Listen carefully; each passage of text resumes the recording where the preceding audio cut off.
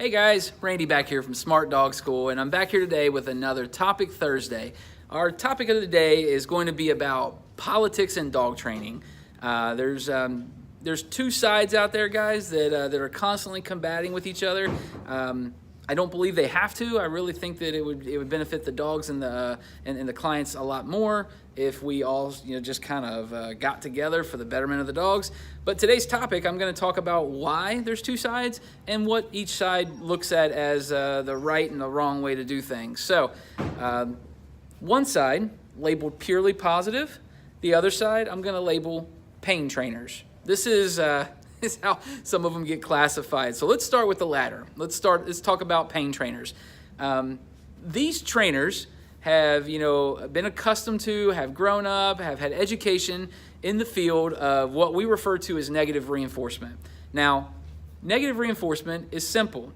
It's where pressure is put onto a dog, a behavior happens, let's just say a sit, and once the dog sits, the pressure's taken off. That particular style of training comes from the 1960s, and a lot of the dogs in Hollywood were trained that way, and all the way up to present. So the whole aspect obviously works. It's still being done, yet there's a lot of different methods that coincide in there when they talk about punishment. They believe in adding punishment to decrease probability of certain behaviors. That's all punishment is. And they reinforce by teaching dogs how to remove pressure, whether it's from a leash and collar, a remote collar, or whatever tool they pick, okay? Let's go to the other side. Now, purely positive, that's what the label is.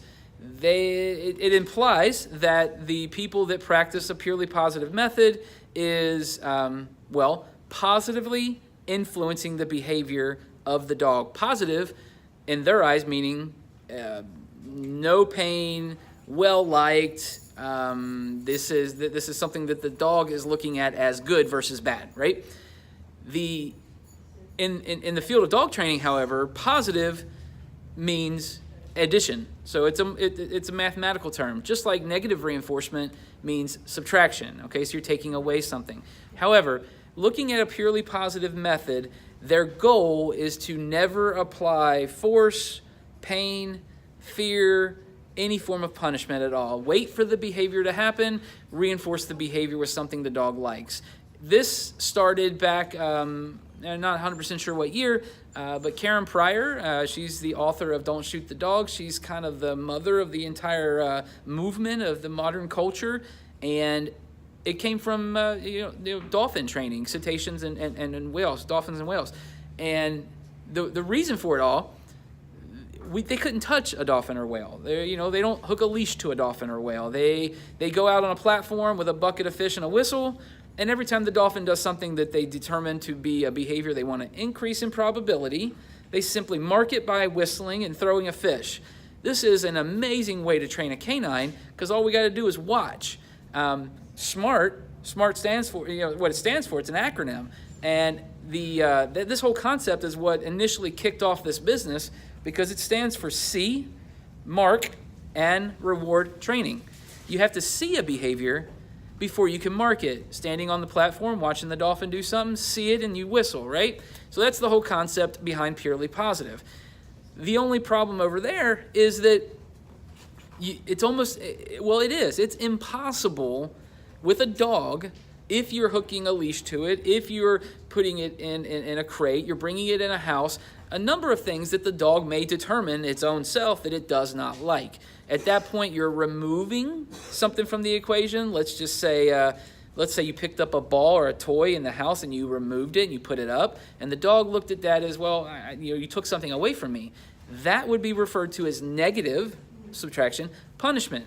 Okay, so without getting into all the scientific details of why each one exists, I'm here to tell you that each side within politics and dog training, purely positive or pain trainers, can coexist.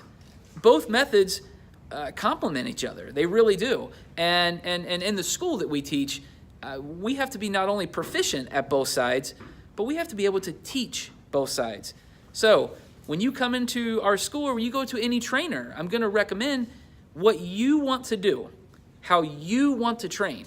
This is what I recommend you tell your trainer, and hopefully you selected a trainer that is not only open ears and will do exactly what you want. You're the client, that he or she understands how to do it and can treat you properly, train you properly. If not, that recommends somebody else that can. Okay, maybe based on personal opinions or personal beliefs, instead of bashing one side or the other or learning both sides together, refer them to somebody else. And if they do that, I have all the respect for them, guys, and we do that quite a bit here. So the two sides, purely positive and pain trainers, can coexist. They're just different ways of looking at learning and a dog's way of interpreting the world around them. And at the end of the day, a dog trainer's job, a dog handler's job is rather simple. It is. All you do is have to control consequences to change probability of future behaviors. So what happens when they do a behavior? They like it or dislike it, it's going to grow up or go down in probability. And that's it, guys. That's it. So there shouldn't be two sides, but there is, and now you kind of understand what they are. So thanks again for watching Thursday Topics. This is Randy with Smart Dog School. Sorry this went an extra minute, but if you have questions or comments, hit us up below. Call us anytime. Stop by and see us anytime. We're here in Florence. Be happy to help you in any way we can. Okay, guys? Take care, and see you next Thursday. See ya.